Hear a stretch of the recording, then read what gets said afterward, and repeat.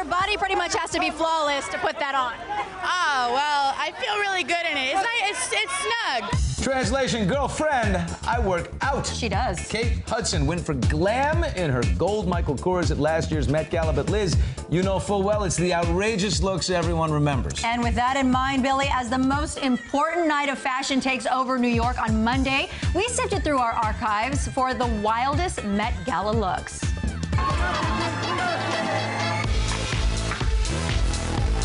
It's the only place where people still take chances. To be outrageous isn't necessarily a bad thing. I think to be outrageous is to commit. What does the headpiece weigh?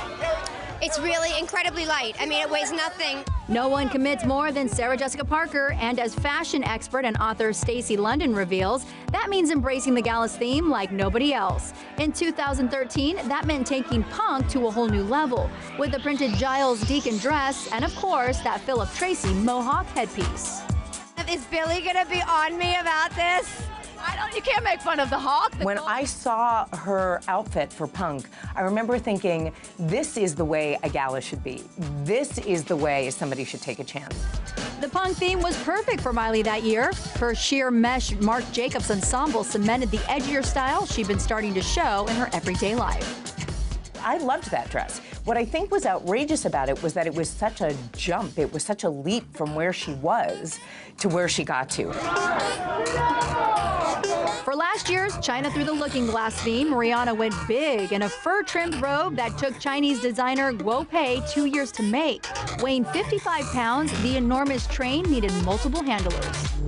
The thing that she was criticized for about this dress is, A, that it took up so much space that nobody else could be on the red carpet at the same time, but I think that was kind of the point. And that it looked vaguely like a pizza.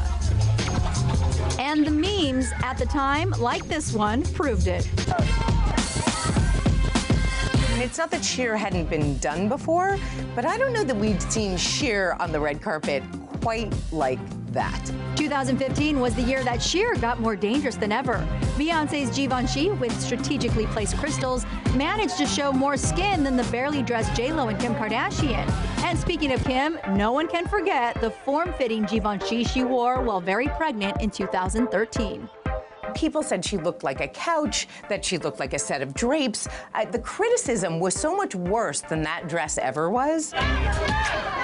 I just liked how playful it was, you know, the Met Ball. In 2014, Lupita capped off her flawless fashion debut during award season with a look that was controversial, a flapper-esque dress by Prada. That was not my favorite look of hers, but I still appreciate the fact that she wanted to do something that was different based on the fact that she'd already established herself as a rising fashion star. Who are you wearing? If anyone's going to do outrageous, it's Madonna, whose unique headpiece in 2009 managed to steal the show from her miniskirt and thigh-high boots. And leave it to Katy Perry to be fashion-forward in her light-up dress back in 2010. This year's theme is fashion and technology. She is probably, you know, foreshadowing what we might see a lot of this season. Ooh, like the theme. How would you make a statement? All about the makeup. A lot of silver and metallics. Ooh, like that.